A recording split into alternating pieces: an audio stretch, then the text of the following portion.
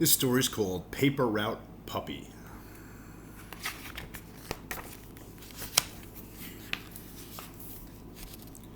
Max wheeled his bicycle slowly down the street.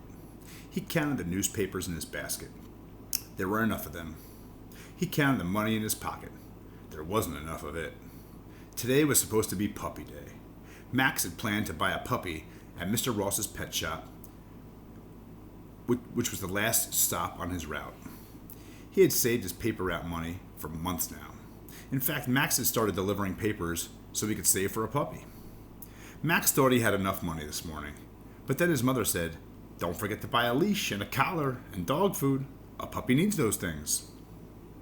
Max knew his mother was right, but he was tired of waiting for his puppy.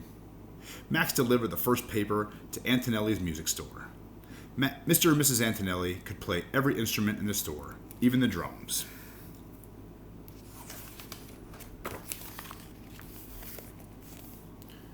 "Is today Puppy Day, Max?" called Mr. Antonelli. Max shook his head. "Maybe next month," he told Mr. and Mrs. Antonelli what his mother had said. Mrs. Antonelli patted Max on the arm. Then she hurried out of the shop. "Maybe I won't get a puppy at all," Max said. He picked up a drumstick and he tapped on the drums. Max already had enough money to pay for lessons, and if he learned to play, he could be in the school band. But if he asked Mr. Antonelli about lessons, Mrs. Antonelli came back. "No, Max," said Mrs. Antonelli. "Wait and get your puppy. His barking will be music to your ears. You could call him Drummer." She handed Max a package. "Please take this to Mr. Ross." Max looked at the drums for the last time, and then he went on his way. At Goldman's Book Nook, Max spotted a new book. It told all about a sunken pirate ship that just had been discovered. There were pictures of gold coins, cannonballs, and even the ship's bell. Max counted his money. He had enough of it for the book. "I'd like to buy this book, please," said Max. "Oh, no, Max. I'm sorry," said Mrs. Goldman. "I can't sell you that. It's the only copy I have. Besides, I thought today was Puppy Day."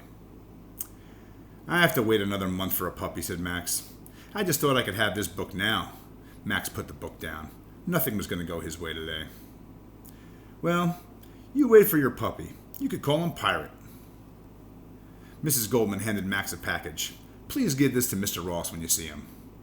Max put her package in with his papers. He got on his bike and he pedaled to his next stop.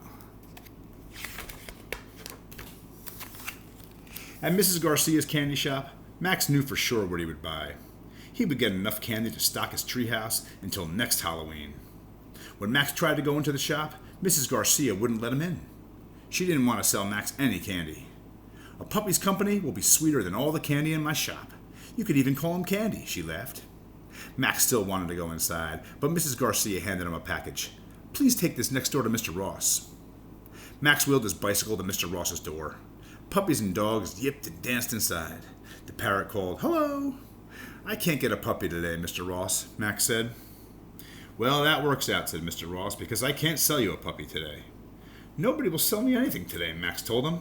"Not drum lessons, not books, not candy, and I don't have enough money to buy a puppy."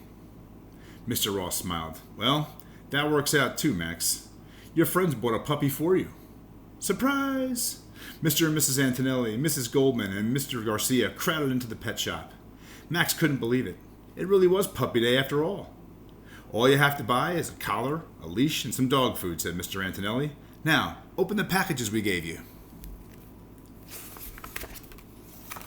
One by one, Max opened the gifts. There was a dog whistle from Mr. and Mrs. Antonelli, a dog book from Mrs. Goldman, and a dog biscuit from Mrs. Garcia. "Now it's time to pick a puppy," they said. Max scooped up 3 puppies.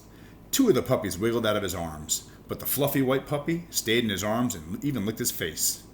"This is my new puppy," said Max. "Do you think I should name him Drummer or Pirate or Candy?" His friends didn't know what Max couldn't decide. "One thing's for sure. I'm very lucky to have friends like you," Max said. "Hey, that's it.